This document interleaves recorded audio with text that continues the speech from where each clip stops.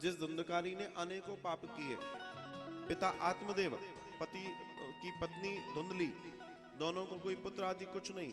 आत्मदेव सोचता था पुत्र हो जाए, जल देने वाला हो जाएगा, श्राद्ध कर्म करने वाला हो जाएगा, कुछ तो हो जाएगा, और वो विचार करने लगा।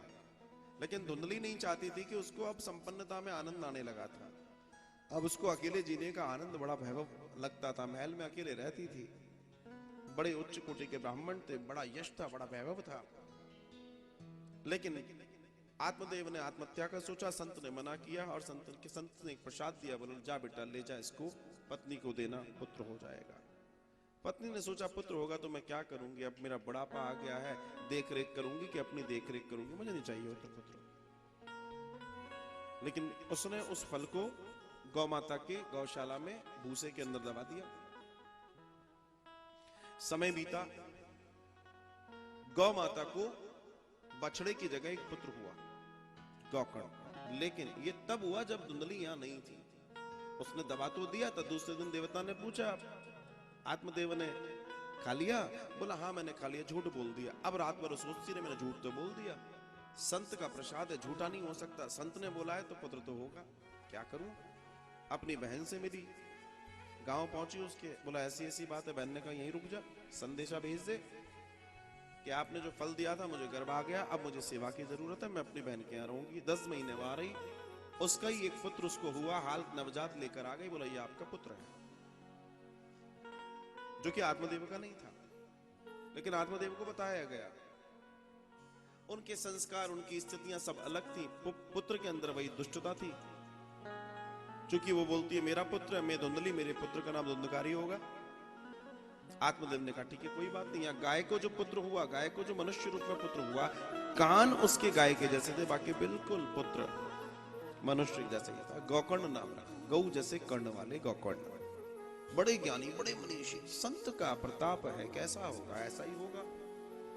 दोनों धीमे धीमे बढ़ने लगे, धुंधकारी में पाप और यहाँ पुण्य बनी नहीं। आत्मदेव को लगा गड़बड़ हो गई उससे, मैंने गलती कर दी, मैंने जबरदस्ती कर दी संत से कहकर, अब क्या करूं, अब क्या करूं। आखिर में जाकर गौकर्ण जी ने उनको ज्ञान दिया और कहा कि पिताजी ईश्वर की ओर जाइए, जिन शरीरों के संबंधों में आप रो रहे हैं। असल में आत्मदेव रोने लगे, तो गौकर्ण ने पूछा क्या हुआ आपको? बोलते हैं तेरी माँ, तेरा भाई, इन्होंने मुझे बहुत दुखी कर रखा है, मैं अब परेशान हो चुका हूं। ऐसी पत्नी मुझे नहीं चाहिए थी, ऐसा पुत्र मुझे नहीं चाहिए था। गौकर्ण जी हंसने लगे। गौकर्ण जी हंसने लगे तो आत्मदेव कहते हैं तू हंस क्यों रहा है बेटा? गौकर्ण कहते हैं कि पिताजी आपको इतना ज्ञान है, फिर भी आपको ये नहीं समझ में आया कि ये पत्नी, ये बेटा, ये बेटी, ये पति, ये सब शरीर के रिश्ते हैं। आप कौन है? आप आज तक अपने आप को नहीं जान पाए। आप एक आत्मा है और ये शरीर के रिश्ते, इनमें आपको मोह लगाने की जरूरत नहीं है। अगर आप इनमें मोह लगाएंगे तो मोहन से नहीं मिल पाएंगे, तो परमात्मा से नहीं मिल पाएंगे। तय मान के चलना पिताजी। और दर्शन दिया, इतना अच्छा। गौकर्ण उपाख्यान आता है, गोरखपुर प्रेस का आता है, गौकर्ण गीता के नाम से आता है, बड़ा सुंदर उपाख्यान है।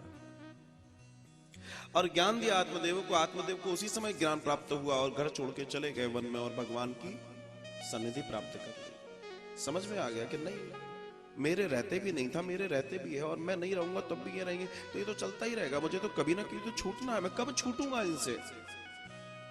वास्तविकता ये है कि शरीर बना काहे से? अस्थि, मज्जा, रुधिर आदि इत्यादि से। ये यही तो है, एक आकार ही तो है, एक आकार ही तो है।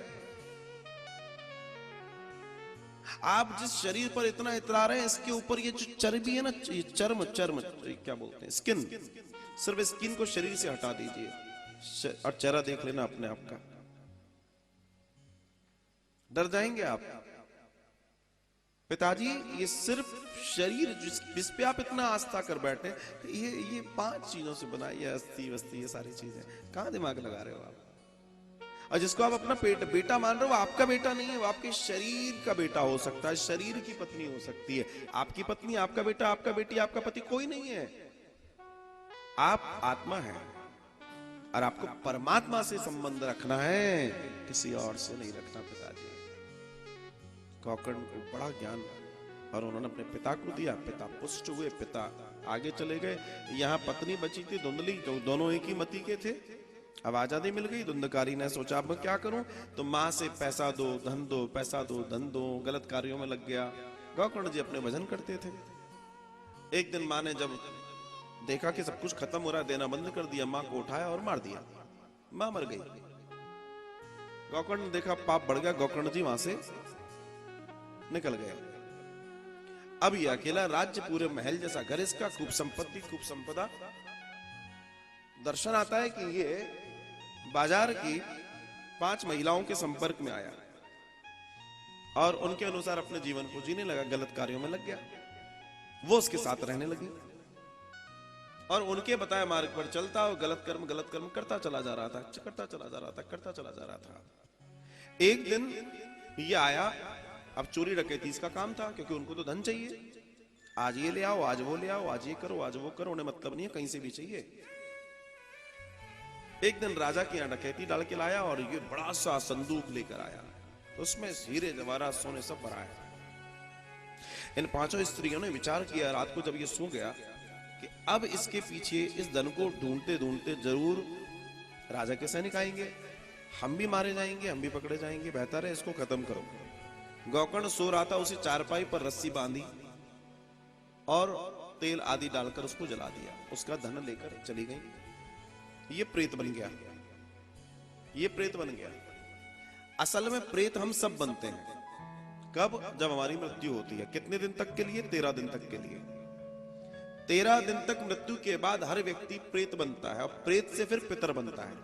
पितर के बाद फिर जैसे कर्म होते हैं उसके अनुसार फिर उसकी गति होती है। ये प्रक्रिया है।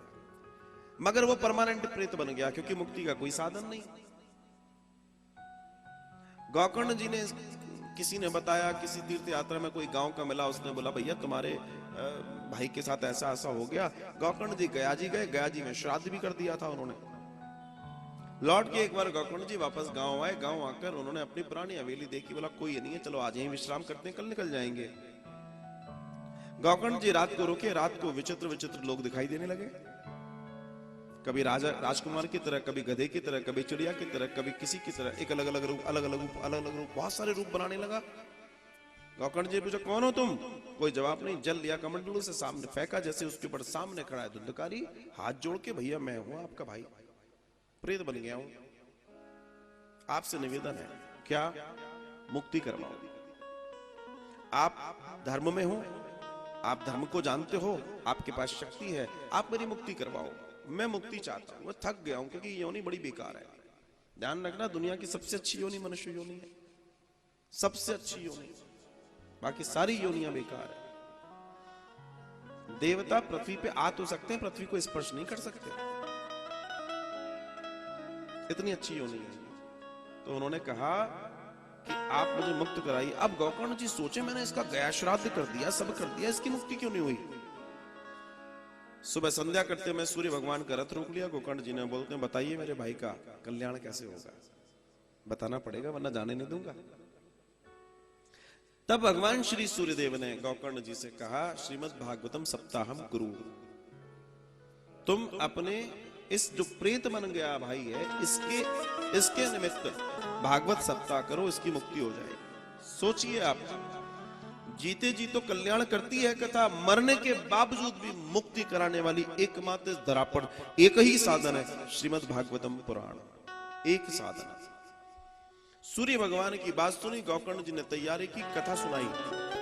कथा जैसे सुनाने बैठे, हवा में डोलता हुआ ये आ गया धुंधकारी, भैया मैं कहां बिराजू, मेरे को बैठने के लिए जगह दो। हवा आती है मैं उड़ जाता हूं। खेत बगल में लगे, खेतों में गांव का माहौल था, बगल में बांस के पेड़ खड़े थे बहुत सारे। एक बांस था 7 गांठ का, 7 गांठ थी, ऊपर से खुला था। तो गोकर्ण जी ने कहा तुम उसमें बैठ जाओ बांस में, क्योंकि उसमें तो हवा वगैरह कुछ जाएगी नहीं, कथा पूरी सुनोगे। अब क्या हुआ, उसको एक आसन मिल गया, उस प्रेत को एक आसन मिल गया जहां से उसको 7 दिन नहीं हटना। इसलिए आसन सिद्धि बहुत जरूरी है कथा श्रवण में या पूजन में, कोई भी कार्य में। भाई उस बांस के खोल में बैठ गया, वहां से तो कोई जाना नहीं है, वो अपने आप में एक आसन हो गया। और 7 दिन तक कथा सुनिए। कथा में आता है कि एक एक दिन एक एक गांठ टूटती चली गई। 7 दिन तब हुए जब 7 गांठें टूट गई। और जैसे ही 7वें दिन की कथा का विश्राम और यज्ञ हुआ, बांस के 2 फाड़ हुए, उसमें से धुंधकारी 4 हाथ वाला नारायण का स्वरूप बनकर प्रकट हो जाता है। नारायण का स्वरूप। बोले भागवत महापुराण की। नारायण का स्वरूप बनके, क्योंकि नारायण के पार्षद नारायण जैसे ही तो दिखते हैं। खड़ा हो गया, भैया मुझे वैकुंठ मिल गया, भैया मुझे वैकुंठ मिल गया, मुझ पर कृपा हो गई। पार्षद आ गए विमान लेके, बैठो भाई आपको चलना है हमारे साथ। गौकर्ण जी ने कहा इन्हीं को क्यों ले जा रहे हो? बोले इन्होंने कथा सुनी है। बोला कथा तो सबने सुनी है। बोला नहीं, इन्होंने पूरे मनोयोग से कथा सुनी, जो मैं आज आरंभ में आपसे चर्चा कर रहा था। कथा सुनना बड़ा कलाकारी वाला काम है। बोला ये एक आसन पर बैठे रहे, ये ध्यान मुद्रा में रहे, और इन्होंने पूरी कथा पूरे सार के साथ बिना किसी अन्य विचार को अपने मस्तिष्क में लाए कथा सुनी है, तो इनका निर्माण संभव हो पाया। अर्थात ये अब